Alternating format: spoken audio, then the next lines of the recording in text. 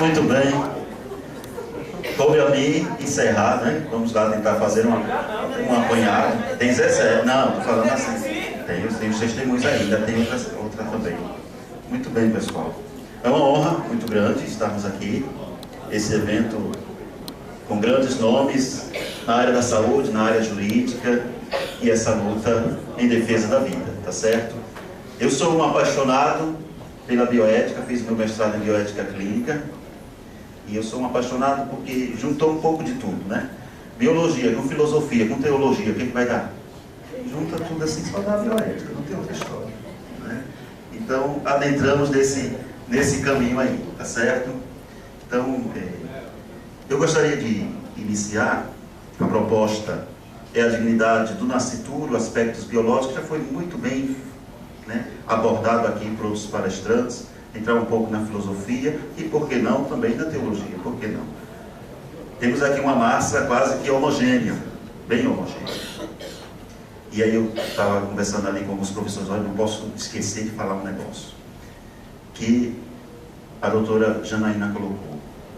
Não podemos ficar falando para nós mesmos. Isso é uma realidade. Não podemos ficar falando para nós mesmos. Aqui nós temos uma homogeneidade de pensamento.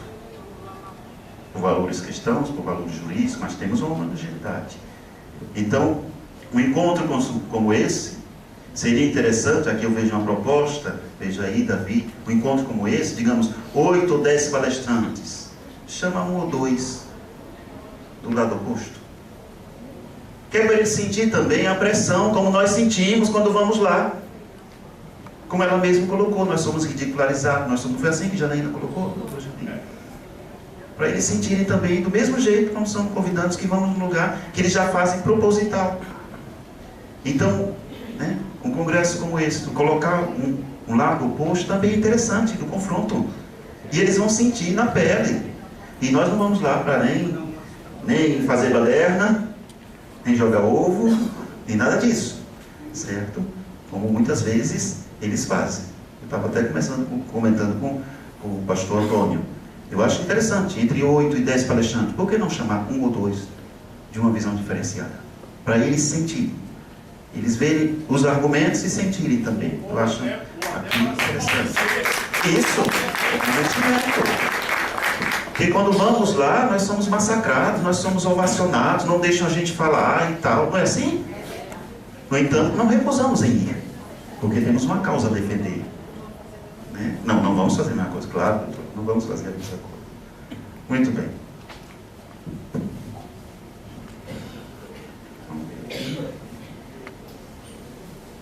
Então a proposta é caminharmos um pouco, na verdade eu não vou dividir o tempo da palestra entre argumentos biológicos e filosóficos, eu vou tentar misturar um pouco aí, tá certo? Esses argumentos. Mas vamos começar primeiramente por esses argumentos biológicos. Nós temos aqui, onde é a lanternazinha?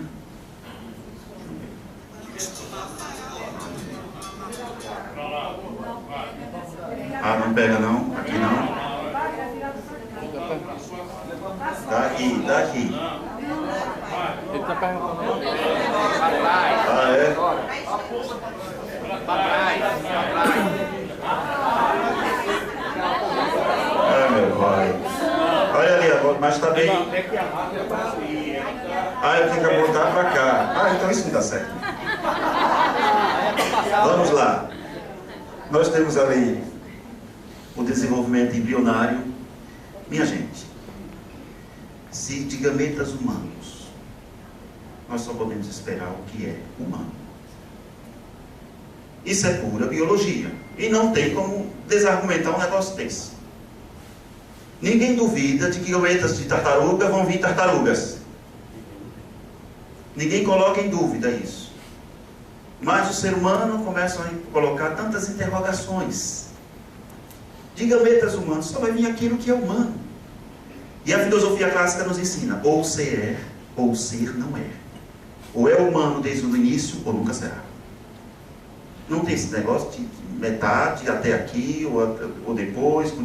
Ou é humano desde o início, ou nunca será. Ou ser é, ou ser não é. De modo que, às vezes, a gente fica indignado com legislações do nosso país, não menosprezando os direitos dos animais e tudo mais, mesmo porque eu sou biólogo também.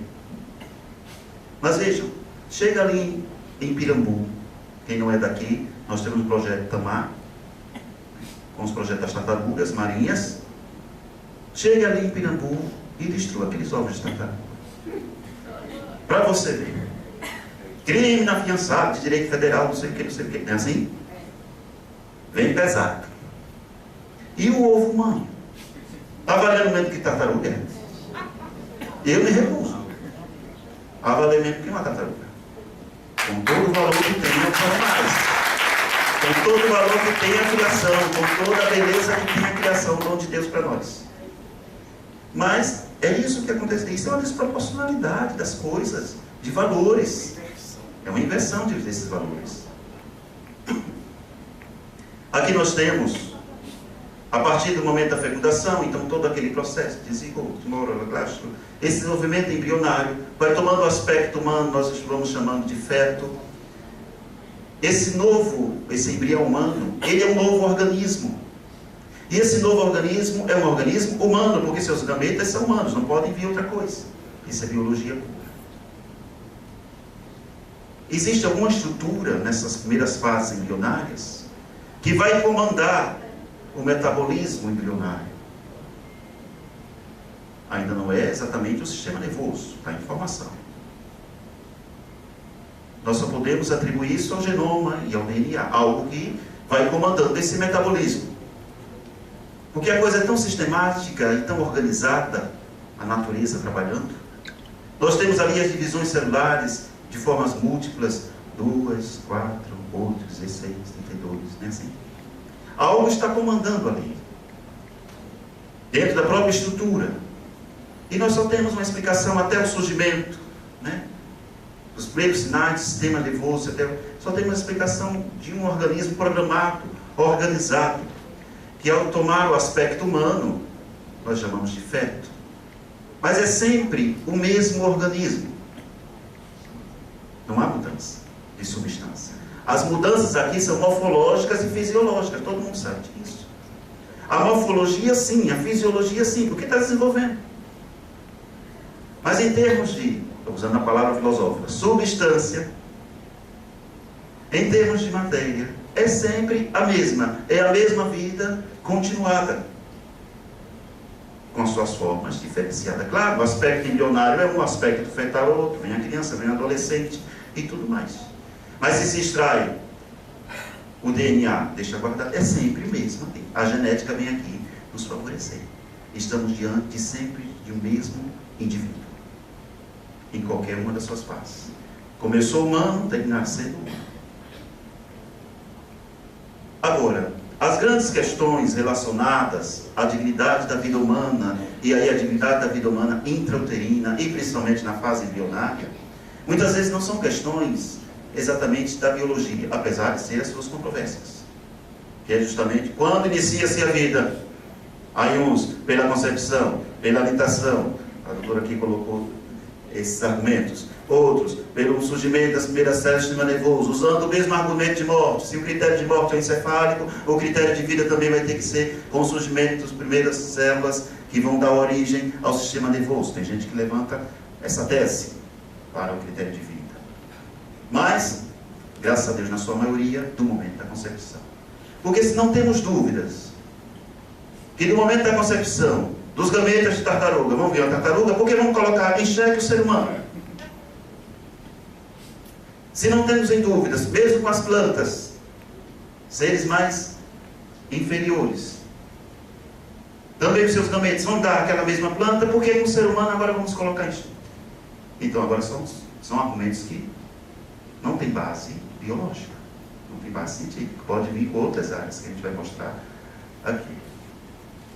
Mas o conceito de ser e o conceito de pessoa já foge do campo biológico. São palavras extremamente filosóficas e teológicas. Ser e pessoa.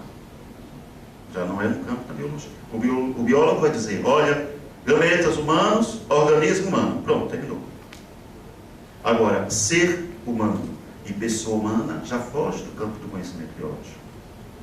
Aí é quando entra a filosofia, a teologia. E uma palavra tão comum a nós, pessoa humana, ser humano, e usamos diariamente. Desde de colocações diárias até nas conferências. Bom, isso aqui é só uma repetição daquilo também que já foi colocado aqui pelos senhores. O primeiro dado incontestável, esclarecido pela genética no momento da fertilização, ou seja, a penetração do espermatozoide no óvulo. Os dois gametas, os genitores, formam uma nova identidade biológica, e aqui nós uma nova identidade biológica. Então aquela história de meu corpo, minhas regras, não é assim? Minha vida, minhas regras, tudo bem. Seu corpo e suas regras, para o seu cabelo, vale. Quer cortar o cabelo? Quer pintar? Quer ficar careca? Beleza, faça o que quiser. Mas quando tem outro indivíduo na história, outra identidade biológica, esse argumento de meu corpo, minhas regras, não vale. Porque não é exatamente um pedacinho do seu corpo. Não é um órgão. É outro ser, é outro indivíduo. Com outra carga genética, tanto é que pode vir com sexo diferenciado tamanho. Então não vale utilizar esse meu corpo, minhas regras, para a prática abortiva. Ou a minha vida, eu faço dela o que eu quiser. Não tem gente que diz esses argumentos assim. A vida é minha, eu faço o que eu quiser. Dou a quem doer, não presto contas a ninguém. Tá. Tem gente que tem esse pensamento de vida. Isso também é um extremismo. Temos que ter muito cuidado com essas expressões muito extremistas. Porque existem os limites. A vida é minha, eu faço o que eu quero, quando bem eu quero. A gente pode, se colocar isso de forma absoluta, abrir mão para a eutanásia, para suicídio. Porque se a vida é minha, eu faço dela o que eu bem quero. Então, se eu quiser retirar a minha própria vida por um ato suicida, ninguém pode me impedir. Porque a tentativa de me impedir está violando o direito meu de fazer da minha vida aquilo que eu quero. Inclusive, de retirar a minha própria vida. Então, não tem negócio de papai nem mamãe, nem de namorado, nem de amigo, nem nada. Deixa ele fazer o que quer fazer. Se a gente levantar essa bandeira, a vida é minha, eu faço o que eu quero, na hora que eu quero, como bem quero, não dá para viver em sociedade desse modo. Porque o jovem que queira suicidar-se, nós estamos aí um índice de suicídio muito grande, de depressão muito grande, em todas, crianças já hoje, minha gente, cadê os psicólogos? Estou aqui. Crianças já hoje, processo depressivo. Quer dizer que a pessoa querer tirar a sua própria vida, sobe em cima do edifício, tenta se jogar, ninguém pode impedir, porque é um princípio, e eu tenho que respeitar a vida dela, faz o que quer, então não vem para cá a história nem papai, nem mamãe, nem ninguém dá nenhum conselho para que não retire a sua própria vida, como ato suicida. Chamaria o bombeiro e a polícia, só para evacuar a área e esperar o espetáculo acontecer, e todo mundo com o celularzinho já fazendo a filmagem, para respeitar isso aí. Então não dá. A vida é um dom, para mim mesmo e para o outro. Porque fomos feitos para o outro, para a alteridade. É um dom para mim mesmo, para os que me querem bem, para a minha família, para meus amigos. Então, essa mentalidade que é um dom para mim mesmo, ou seja, uma realidade minha, de forma absoluta eu faço o que eu quero, não dá para aceitar.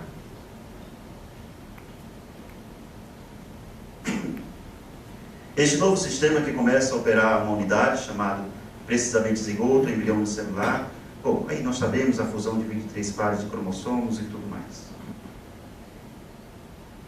Esse desenvolvimento, eles costumam colocar, que apresenta 3 etapas concomitantes, simultaneamente acontecendo. A coordenação, a continuidade e a gradação. A coordenação, porque algo está coordenando esse metabolismo. E aí, antes do aparecimento do sistema nervoso, das primeiras células que ali vão estar, nós temos ali um organismo programado, o DNA, o genoma, para poder dar essa explicação. É uma coisa coordenada. Depois, uma continuidade de uma mesma vida. Sim, repito, com morfologias e fisiologias que vão avançando, porque o metabolismo e vai se desenvolvendo. Mas uma continuidade de uma única vida que não sendo interrompida é aquela mesma vida. Ou ser é, ou ser não é. Não há uma mudança. Quando nós pegamos uma árvore e transformamos numa mesa, não houve mudança de substância. Continua a madeira. Houve mudança na forma. Morfologia. Então o homem, na verdade, filosoficamente, teologicamente, ele não é criador. Criador é Deus. O homem é criativo. É diferente. Porque ele é capaz de transformar a matéria, trabalhar a matéria e transformar. Eu quero ver do nada ele fazer alguma coisa. Ele é criativo, mas criador só Deus. Nós temos a racionalidade para sermos criativos. A gradação, então a coordenação, a continuidade. A gradação é esse desenvolvimento, né, onde vai mudando os aspectos ali com a morfologia e a fisiologia. Então, na verdade, essas etapas acontecem concomitantes, ou seja, simultaneamente. Essa continuidade, essa coordenação e essa gradação. De modo que a problemática ética na manipulação de embriões, problemática ética, principalmente dessa fase embrionária, não é exatamente uma questão biológica, porque a genética está bem clara e a biologia está bem clara. Mas são questões econômicas. E aí foram colocadas aqui as situações, né, de organismos internacionais que patrocinam as práticas abortivas, jurídicas, filosóficas, até mesmo teológicas, porque entram uns diferenciais de religiões e políticas. Mas a biologia já deixa a coisa bem clara. Como eles não têm como combater o argumento biológico, então vai ficar sempre nessa questão sociológica, econômica, política, de dados e estatísticas, roda só por aí, só assim, ó, o relógio. Por quê? Porque quando vai para o lado biológico, eles não têm mais como argumentar isso. Ou é humano, desde sempre, ou nunca será. Mas, viajando um pouco na filosofia também, para entendermos essa realidade, o que é a pessoa humana, tá certo? Eu apresento aqui 3 grandes pensadores clássicos, eu gosto dos clássicos. Boécio, filósofo romano, século V. Aristóteles, bem antes, está ali. Grande Aristóteles. Esse pessoal, Aristóteles, Platão, que falaram um tempo atrás e hoje ainda está tudo vigente, é tudo cópia, né? Vieram meio para fazer história, né? Certas personalidades. E Tomás de Aquino, né? Um grande teólogo medieval também. Esses 3. Para mostrar a dimensão do personalismo clássico. Por quê? Se falava aqui, acho que a doutora Elizabeth, cadê ela? Bom, se falava ontem de um argumento, de um artigo de bioética, que questionava se é uma vida real ou não os bebês, ou seja, né, é uma vida real ou não. Isso, e ele um texto científico de bioética. Porque, na verdade, não podemos falar no singular de bioética, mas bioéticas.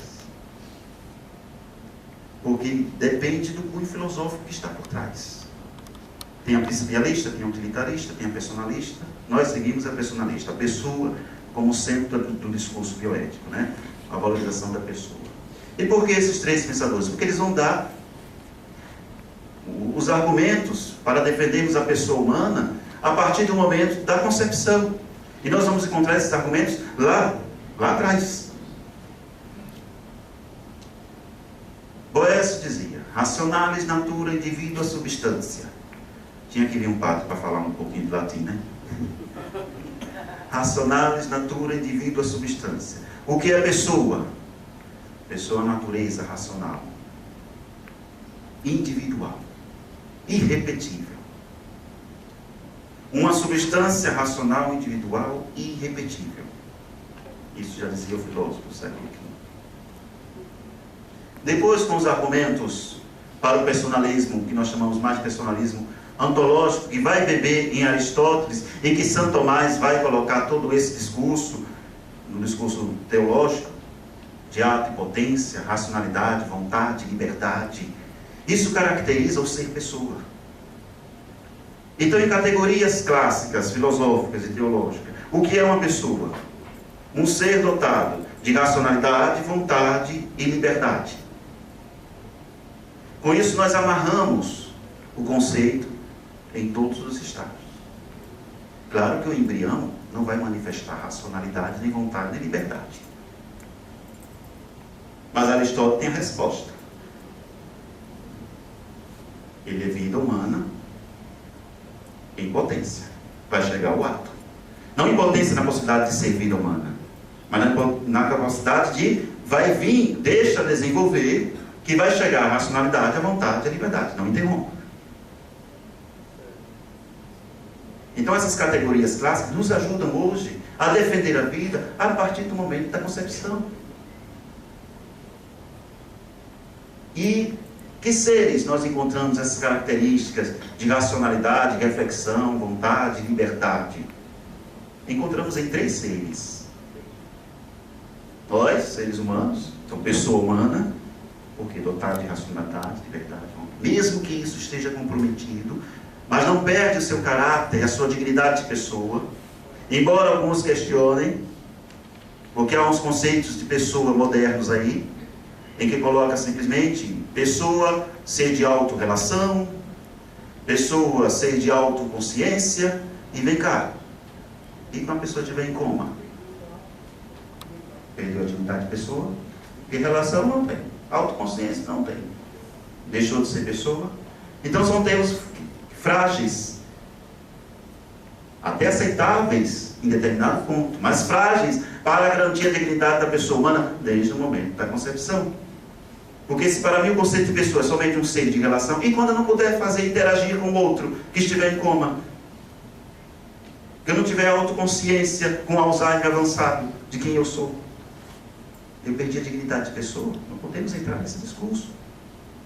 Então, mesmo que essas categorias de racionalidade, de vontade, de liberdade, não estejam sendo exercitadas, não perdemos a dignidade de pessoa.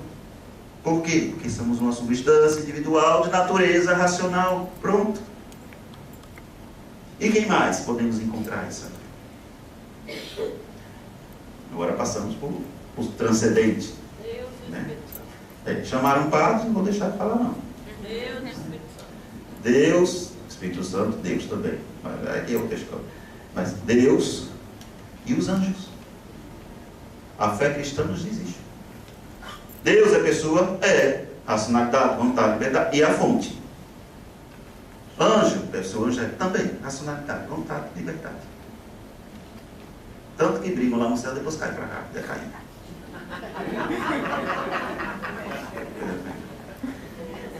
Não, esse conceito não entra numa planta. Ele não espere que uma planta tenha vontade, liberdade, porque não vai. Esse conceito não vai entrar nos animais, apesar de ter animais com desenvolvimento já intelectivo, aqueles estudos que fazem aí com golfinhos e tudo mais, claro que tem. Mas esses 3 juntos aqui, racionalidade, vontade e liberdade, coloque um cachorro, um cavalo, vamos dizer um cachorro mais domesticado, na frente do espelho. Qual é a primeira atitude dele? Você trouxe um cachorro, entrou numa sala escura, acende a luz e ele se vê numa sala toda rodeada de espelho. Qual é a primeira atitude desse cachorro? Se estranhar. Porque ele não é capaz de reconhecer a si mesmo. Autoconsciência. Você não tem consciência da sua existência. Simplesmente vive. Mas não tem consciência da sua existência. Então a primeira atitude é de estranheza. Depois ele vai se acostumando com aquela presença, que ele não sabe que é ele, mas vai se acostumando com a presença e vira um amiguinho. Mas nós não, se pegarmos nós e colocarmos num quarto escuro, depois acender a luz, não cercar de espelho, você não se reconhece, não é? Temos consciência de quem somos. Temos consciência de que fazemos, ocupamos o espaço. Temos consciência da nossa existência. Então, essa categoria clássica de pessoa só cabe nesses 3, no ser humano, em Deus e nos anjos. O restante não entra aqui. Com toda a dignidade da criação que devemos respeitar. Mas não dá para entrar.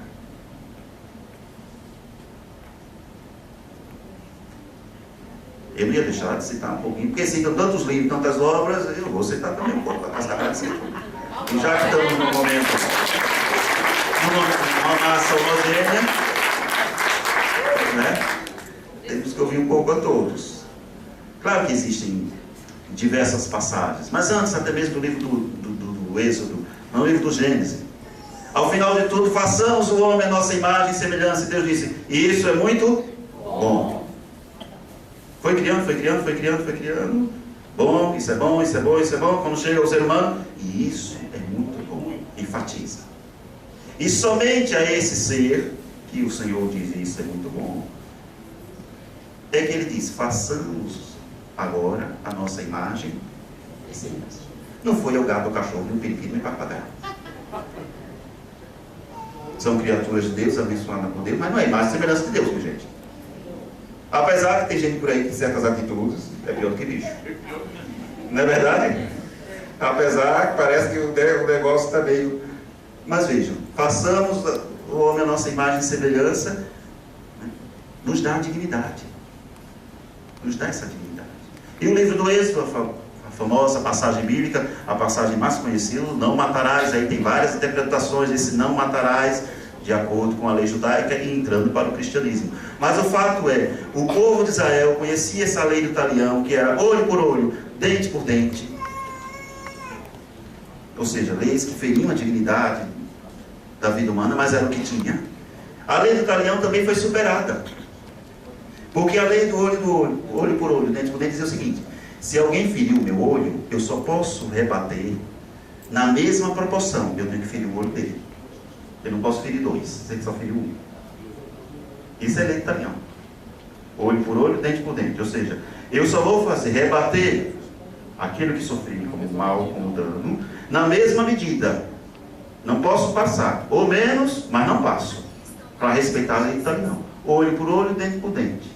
Arrancou minha perna, eu posso ir lá e arrancar a perna dele. Isso era a lei do talião. Que também foi superada com o tempo. E Cristo veio superar. Tem que superar isso daí. Mas o próprio entendimento, ou seja, eu fazer um dano maior a uma pessoa do que ela me fez, nem o povo de Israel com a lei do talião aceitava. Se fazer um dano maior do que eu fiz. Imagine uma vida no ventre materno, que dano nenhum fez. A vida intrauterina, que dano nenhum fez. Então rebater isso é ferir tudo isso.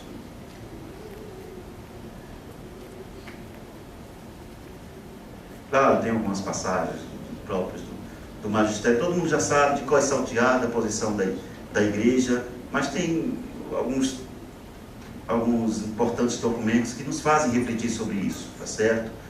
Um documento antiguíssimo, do século II, daqueles que conviveram com os apóstolos. É o documento normativo da igreja mais antigo, a Didaquê. O documento normativo mais antigo. Não matarás por aborto e não exterminarás o fruto do seu ventre já nascido. Um escritor eclesiástico, né, é um homicídio antecipado de pedir alguém de nascer. Aí vem documentos mais modernos, principalmente com João Paulo II. E falava-se aqui de cultura de vida, de cultura de morte. João Paulo II vai falar isso em Evangelho 20, justamente. Nós estamos... É uma luta entre a cultura de vida e a cultura de morte. E ele vai elencando situações de culturas de morte e como rebatermos essa cultura de morte. Tá certo? Um documento do Vaticano II que chama ao aborto como crime abominável. Tá certo? Para vocês terem uma ideia, na igreja primitiva, o pecado contra o aborto, a pessoa que tinha que ir se confessar com o bispo. Os padres não eram autorizados. E até pouco tempo, em algumas dioceses, é assim. Então, os padres não tinham autorização. Agora veio com Francisco, para o ano da misericórdia, que liberou para todos os presbíteros, e depois cada bispo tomando sua posição na sua diocese. Mas a igreja primitiva, esse tipo de pecado, tinha que a pessoa ir se dirigir ao bispo. Como naquele tempo, para encontrar um bispo, era um negócio, né? Hoje já não é tão fácil, imagine naquele tempo. A pena era dessa forma, certo? Mas vejam bem, a igreja não vai intervir em nome de uma competência particular no campo das ciências experimentais. Mas, depois de haver analisado os dados da pesquisa da técnica, ela vem propor, em virtude da sua missão evangélica, o dever apostólico e a doutrina correspondente à dignidade da pessoa humana e sua vocação integral, expondo critérios de juízo moral sobre as aplicações de pesquisas científicas e técnicas, em particular o que reguarda a vida humana em seu estágio inicial. Dom Novito, que é a curação para a doutrina da fé. A igreja diz, olha, a partir do dado científico, nós formamos a nossa moralidade sobre isso. Sobre essa técnica, a partir da colhida do dado científico, nós agora vamos dar uma posição para, né, o nosso povo, no caso aqui, se tratando dos católicos. Mas que é absorvido muito por todas as igrejas cristãs, esses documentos magisteriais que se estudam em congressos e tudo mais, que eu sei muito bem quando se tem estudos sérios, também igrejas evangélicas protestantes pegam os documentos magisteriais católicos. Muito bem argumentado, se coloca ali. Eu lembro muito bem, se não me engano, na última eleição, foi na última, de Dilma Rousseff, sempre foi aquela polêmica próximo já às eleições do aborto, não é isso? E uma polêmica, e vai para lá, e vai para a CNBB, e corre para lá, e reunião com os pastores, e vai para lá, e na hora ali todo mundo amarela, né? Porque se falar contra ou a favor é ganhar ou perder voto, então ficam no muro, e aí joga para o judiciário, que não são eleitos pelo povo, então não tem compromisso, né, direto assim com o povo, porque não foram eleitos por eles. Então ficam no muro, certo? Não vou dizer nem que sou a favor, nem vou ficar meio assim, na ambiguidade das coisas, porque aí eu não perco voto nem para lá e nem para cá. Não é assim que funciona. E eu lembro muito bem que já nos últimos tempos, ela vai ao encontro com os bispos, com pastores, não sei o quê. Não vamos mudar nada e tal, vai ficar como está. Mas aí, a gente sabe que o projeto não era esse, estava escrito. O projeto estava escrito dentro do partido. Então, contra fato dos argumentos, não há argumentos. Está lá escrito no partido. O projeto de liberação do aborto. Então ficaram pesados, alguns bispos se manifestaram mais ferreamente, outros ficaram mais caladinhos, aquela coisa toda. E eu lembro que um do Sul colocou uma carta, um bispo do Sul, do Regional Sul, e colocou mesmo, citando o nome, citando o projeto lá, tudo certinho, colocou e distribuiu na sua diocese. Depois começaram os outros a recopilar, ou seja, a tirar a cópia e espalhar pelo Brasil. Espalhou, chegou na igreja católica, chegou na igreja evangélica, chegou em tudo quanto é canto. Tudo argumentadozinho, bonitinho. E aí ficou ferrenho, aquela coisa, isso já faltava, acho que, meu Deus do céu, 15 dias, 20 dias para as eleições, um negócio desse. Faltava 15 ou 20 dias. Pronto. E aí ficaram e tal, até alguns bispos dizendo, você não podia ter ido tão direto e tal. Teve aquelas entrames próprios dentro de pensamento. Beleza. Foi quando na época, sabendo disso que aconteceu, que se tem um lugar informado no mundo é o Vaticano, viu? O que acontece? Chegou lá, na época, Bento XVI. Aí Bento XVI disse, continue. E citou esse documento aqui. Que foi um documento que ele mesmo sancionou. Citou isso. É um dever apostólico. Continue, seu bispo. Pronto. Aí todo mundo calou, ninguém mais falou, nem de bebê, nem de uma Rousseff, nem mais nada. Todo mundo, calou. Quando o homem falou, continue. É esse o pensamento da igreja. Aí todo mundo aí. Então, na verdade, tentar fazer esse apanhado, tá certo? Mas colocando essas nossas visões, isso aqui já foi trabalhado, na verdade foi um pedaço também de outros argumentos e palestras.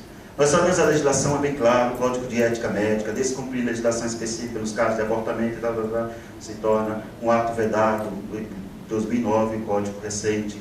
Direito médico recusar-se a realizar atos, ou seja, entra a objeção de consciência, e os juristas sabem muito mais que eu, né? O recurso à objeção de consciência, porque o juiz autoriza, digamos, o anencefalo, está lá, está autorizado, mas ele não tem o poder de obrigar, doutor fulano de tal, você vai praticar o aborto, o ato.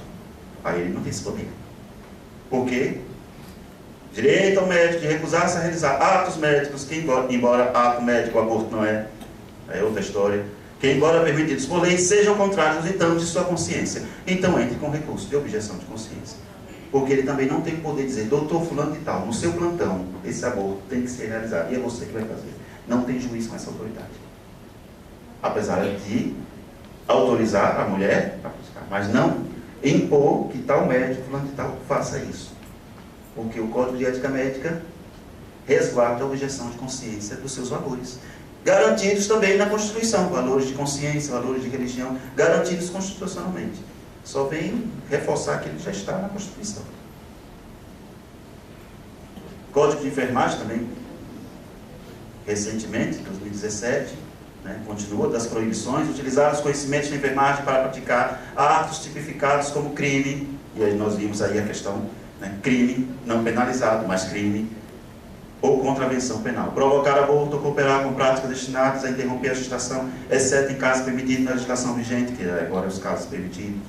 Então já está bem claro, a legislação é essa. Agora pensa que é fácil você chegar na academia e ensinar isso aqui? Aquele que já está na lei, aquele que já está nos códigos. Nós que estamos no mundo universitário, o senhor Emanuel aí sabe muito bem. Pensa que é fácil chegar? Reparte, os alunos vêm aqui, cara, está entendendo como é? Eu digo, meu irmão, não estou inventando não, está escrito, é o código, é o seu código da sua profissão. Até lá, se o negócio não mudar, é isso que você tem que seguir. Mas querem que o professor fale o contrário, sabe? Para poder se adaptar e tudo. Eu não posso pedir conta, sou professor de bioética, eu vou de acordo com o que está aqui. Uma outra questão também, nem tudo que é legal é ético. Nem tudo que é legal é ético. Eu começo minhas aulas dizendo assim: nem tudo que é tecnicamente possível é eticamente correto. A técnica pode fazer? Pode, mas a ética vem e dá um freio. Porque também se o mundo não tiver ética, se a ciência não tiver ética, é cavalo desinvestado. Sem cabresto. Não que venha atrapalhar a ciência, mas vem dizer, olha, nós estamos tratando do ser humano, o ser humano tem a sua dignidade. Então a ética não vem atrapalhar a ciência, ela vem colocar a ciência no seu caminho para o bem comum e de todos. Porque senão vira cavalo desinvestado. E fazem loucuras. Então nem tudo que é tecnicamente correto, aliás, tecnicamente possível, é eticamente correto. A clonagem humana, proibida nos nossos códigos e tudo mais, e na maioria dos países ocidentais. Só a Coreia do Norte que talvez tenha alguma coisa, que ninguém entra naquele país, né? Só Deus sabe o que acontece no laboratório da Coreia do Norte. E ninguém entra naquele país. Muito bem. Tecnicamente, há possibilidade? Sim. A ovelha Dolly, mamífero, e foi clonado, então não sei quantas tentativas, nós somos também mamíferos, vamos tentando, mas a ética vem, para aí. Nem tudo que é tecnicamente possível é eticamente correto. Nós estamos tratando de ser humanos. Porque como é que vamos clonar personalidade e caráter?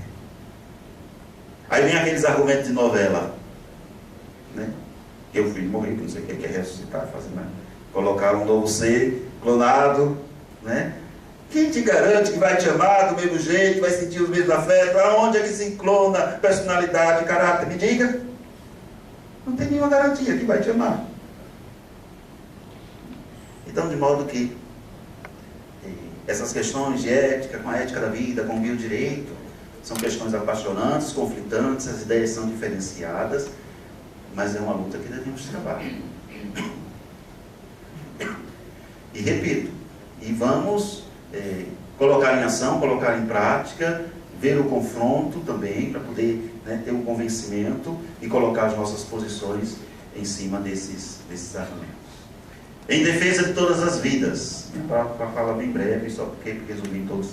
Em defesa de todas as vidas. Estamos aqui, a vida intrauterina, uma jovem que nós sabemos situações de depressão, de drogas e tudo mais, é um idoso, e aí nós somos contra a eutanásia, contra o aborto, com os argumentos éticos, jurídicos, legais, filosóficos, o que puder juntar de argumentos, porque o ser humano, ele não tem nenhuma ciência que por si só explique o ser humano. Eu não conheço. Qual é a ciência que por si só explica o que é o ser humano? Nenhuma. Pela complexidade do que somos, né, todas têm a sua contribuição. Todas têm uma palavra para nos falar e nos iluminar e seguir um caminho de dignidade da pessoa humana. Tá certo? Então é isso. Nós estamos nessa luta com a Comissão Arquidiocesana, com o Movimento Pro Vida aqui em Sergipe também, e com palestras e tudo mais, algumas reuniões, e essa é a nossa causa, que a gente possa realmente caminharmos juntos. Repito, precisamos um pouco mais de confronto, para não continuar ainda assim na homogeneidade. Precisamos um pouco mais de confronto. Para quê? Para também convencermos. Conhecereis a verdade vos libertará. Tá certo? Obrigado.